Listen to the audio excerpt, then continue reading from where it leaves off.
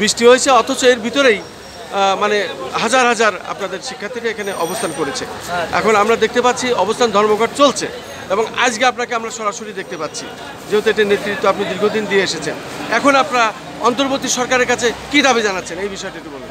যেহেতু বিগত দিনের সরকাররা আমাদের প্রতিশ্রুতি দিয়ে আমাদের সাথে শিক্ষকদের বেতন না দিয়ে প্রতারণা করেছেন, সেহেতু বর্তমান অন্তর্বর্তীকালীন যেহেতু বৈষম্য নিরসনের সরকার, মানবাধিকার প্রতিষ্ঠার সরকার, সংবিধানের অধিকার দেওয়া সরকার, সেহেতু বর্তমান অন্তর্বর্তীকালীন সরকারের কাছে আমাদের দাবি মাদ্রাসা বোর্ড কর্তৃক স্টেশন সরকারি মাদ্রাসা প্রাইমারি নেয় জাতীয়করণের ঘোষণা।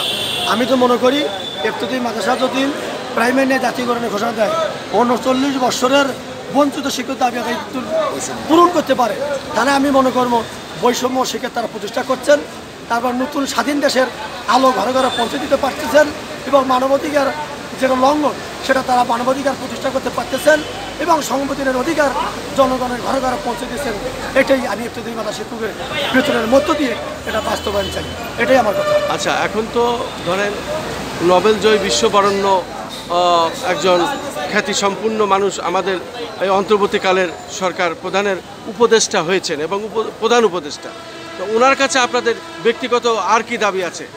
ব্যক্তিগত দাবি, আমরা যদি পেশাগত শিক্ষক, আমরা রাষ্ট্র প্রধান যিনি থাকে রাষ্ট্রের সকল নাগরিকের দায়িত্ব তার, আর পেশাজীবীদের দাবি বৈষম্য যেগুলো আছে এই বৈষম্য নিরসন করার মূলত তার মূল দায়িত্বই আগে যেত।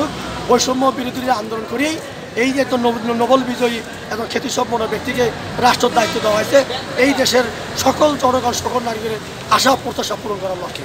তার পাশাপাশি আমরাও আশা করি আমাদের দাবিটাও উনি পূরণ করবেন, এটাই আমাদের আশা। উনি তো বলেছেন যে আমাকে আপনারা সহযোগিতা করেন, সার্বিক সহযোগিতা চেয়েছে আপনারা। রাষ্ট্রের যেহেতু আমরা অধীনস্থ, রাষ্ট্রের অধীনে আমরা শিক্ষক, রাষ্ট্রকে সহযোগিতা করার যেহেতু আমাদের অধিকার আছে, দায়িত্ব আছে, প্রধান উপদেষ্টা এবং উপদেষ্টা যারা আছে রাষ্ট্র পর্যায়ে দায়িত্বে যারা আছেন তাদের পাশাপাশি সকল ধরনের দায়িত্ব যতটুকু আমাদের আছে সাধ্য অনুযায়ী রাষ্ট্রকে আমরা সার্বিকভাবে সর্বাবস্থায় সর্বসময় সহযোগিতা করবো ইনশাআল্লাহ। আচ্ছা, বাংলাদেশ স্বতন্ত্র ইফতেদায়ী মাদ্রাসা শিক্ষক সমিতির এটার আপনি কি? আমি স্বতন্ত্র শিক্ষক সমিতির আমি সভাপতি কাজী মুখলিসুর রহমান।